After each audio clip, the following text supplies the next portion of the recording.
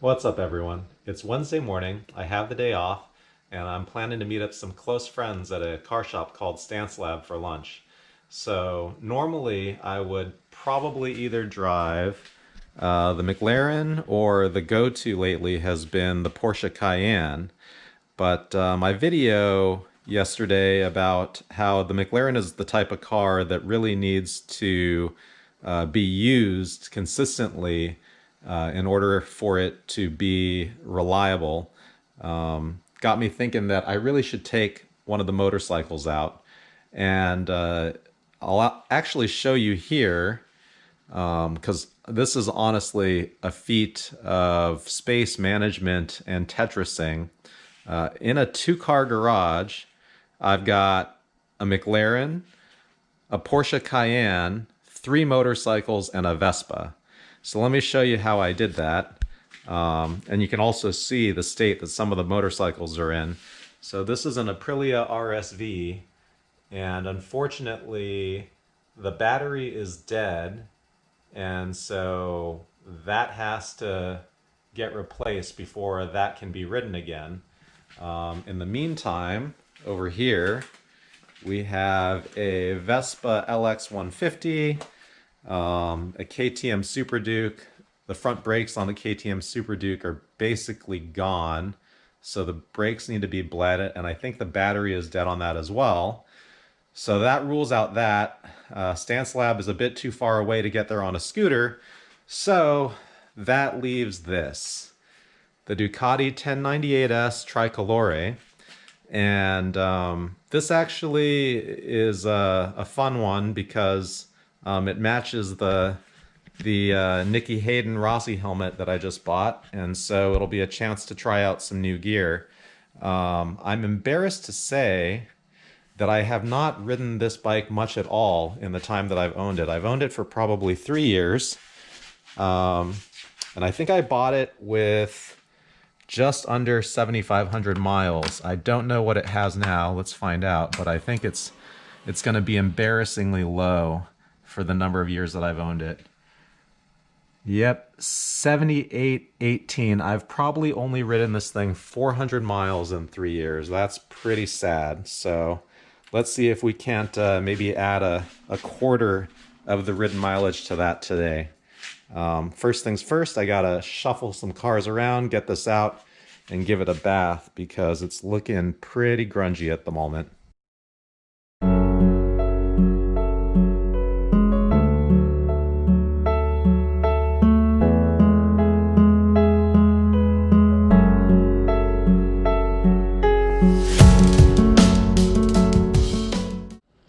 All right, so here she is in all of her glory.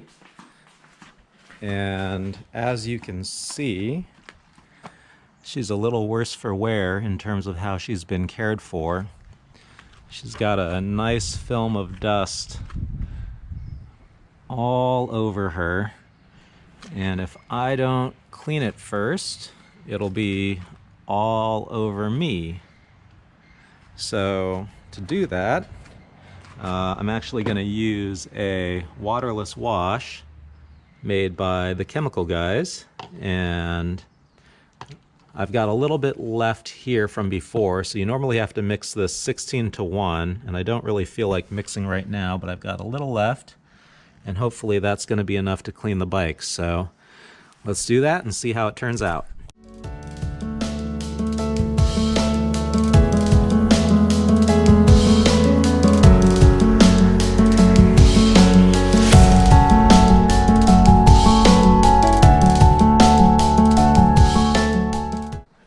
And there she is in all her glory. Nice and clean.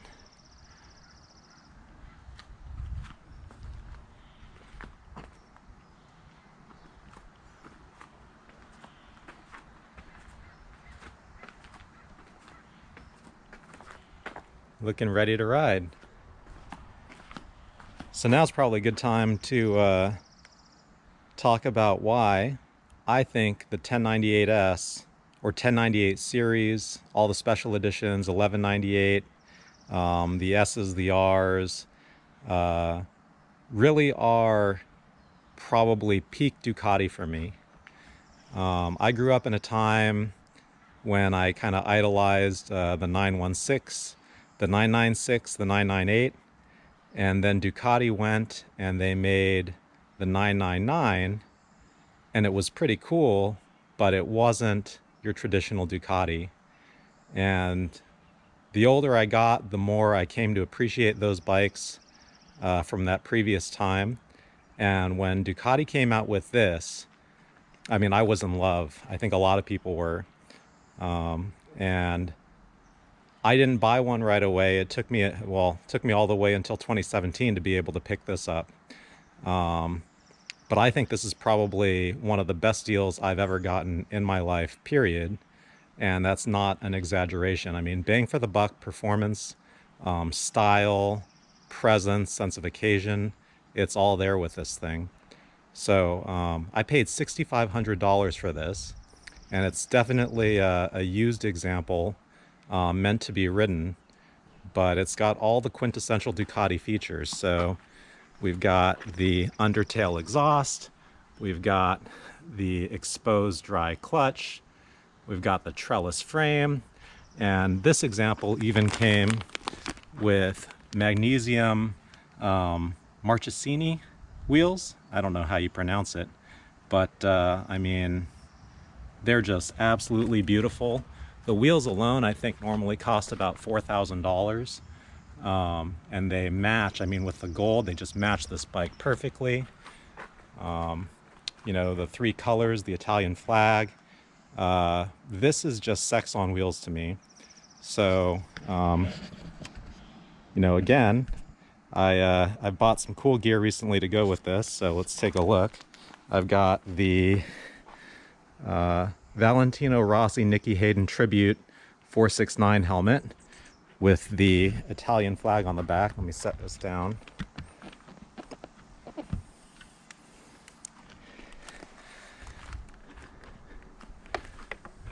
And look at that, it just pairs perfectly with this thing. And then I've also got, since I noticed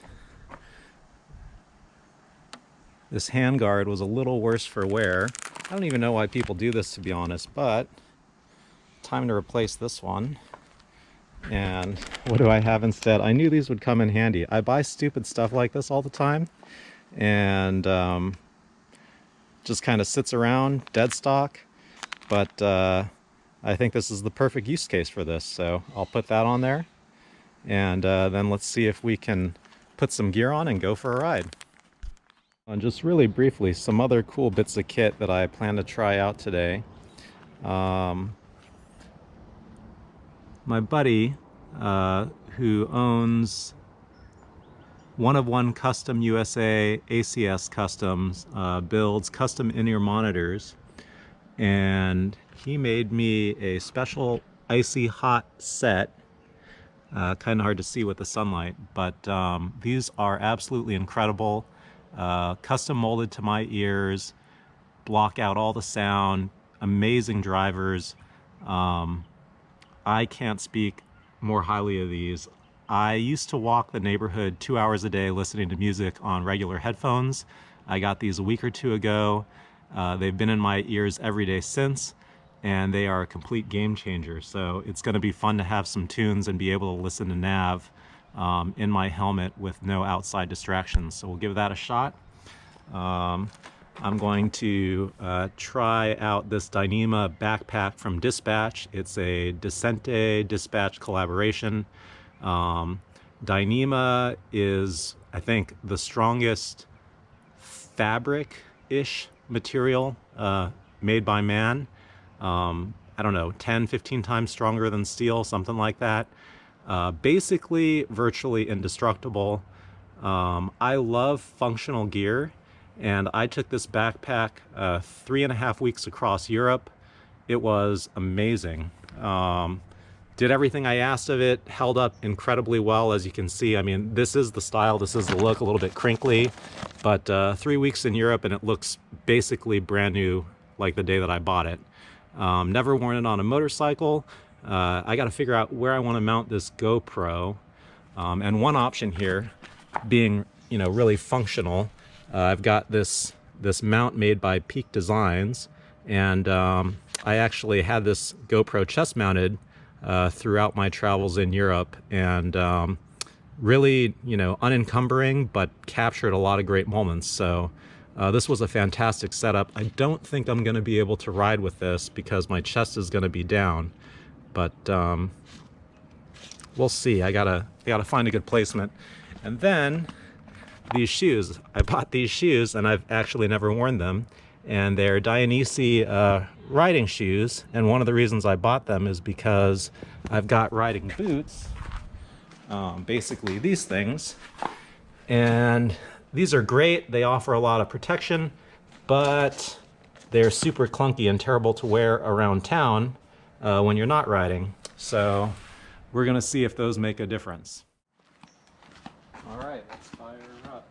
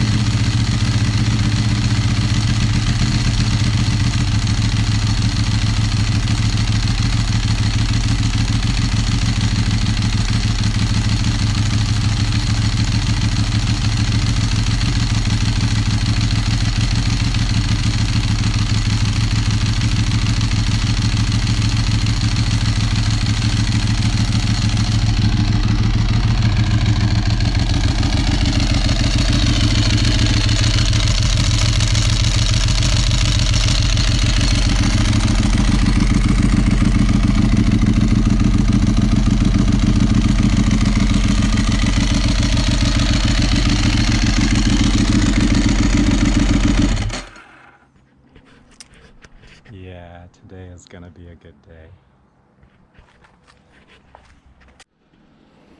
All right, I think I found a solution for the GoPro mount. So I remembered that I had an extra rear seat cowl sitting around and I had to find it, but I found it, and I think this will actually make the perfect mounting surface for a rear GoPro mount. So I think I'll give that a shot, but that means I'm probably going to leave the backpack behind just so you guys can get a better view of what's going on.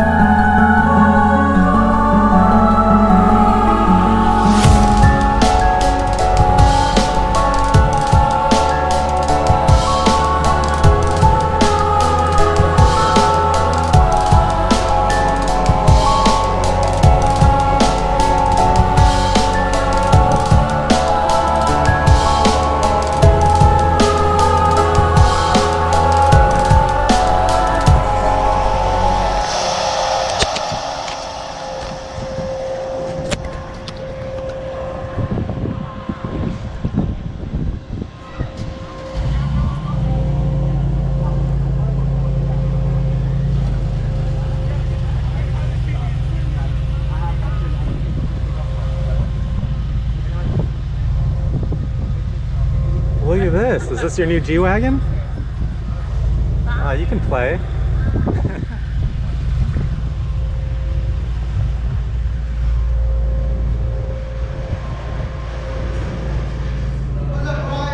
What up?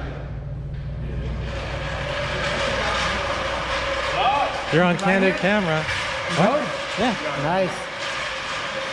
You're on candid camera. Now I can say Kirby's featured.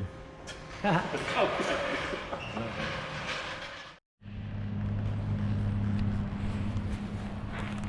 right, man, I'm out.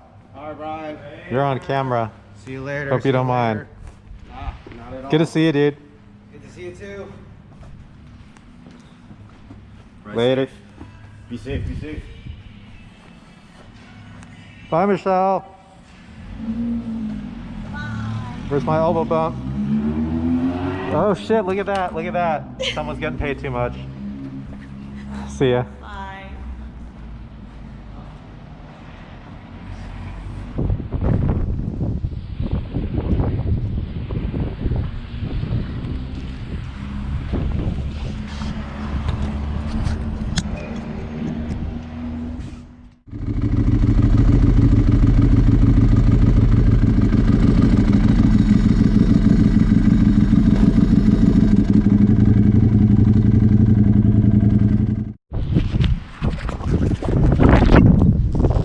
What's up, everyone? I don't know if you can hear me, but had a great lunch at Stance Lab.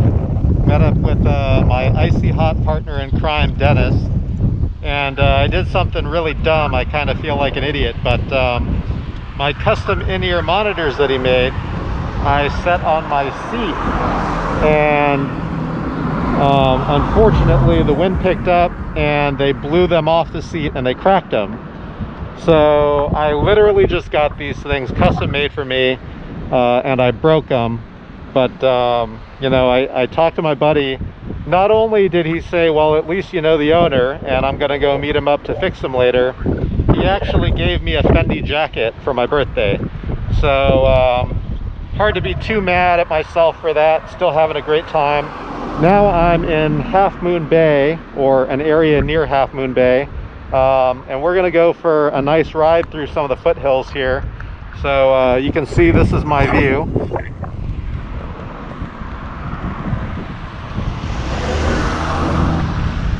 Oh look, and it's the Flintstone house.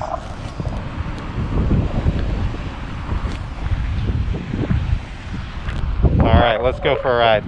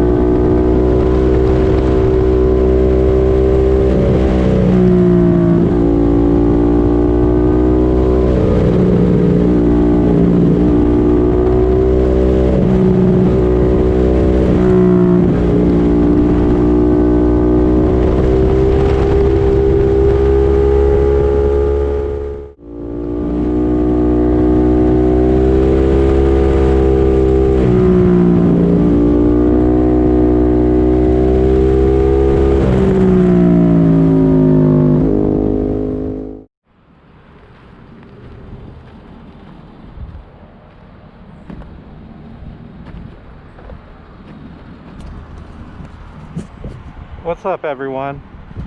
So I'm at the Four Corners, as it's known, Alice's restaurant, and like I said, it's been a long time since I've ridden the bike, and you know, the one thing it reminds me of is people, I think, have a tendency to always want to chase the latest and greatest, basically just because it's there, and there's nothing wrong with that. But you know, practically speaking, these bikes, I mean, this is a 2007. It's got more performance than I could ever use on the road. Not really doing track days too much these days, but even if I were, it's got more than enough performance for me for the track. I'm not a professional racer. I absolutely love this bike. I love the looks, I love the sound, I love the way it makes me feel, and I'm in love with it again. So, you know, I don't need to go and get something better. I'm pretty happy with what I've got right here. Have a good one, guys.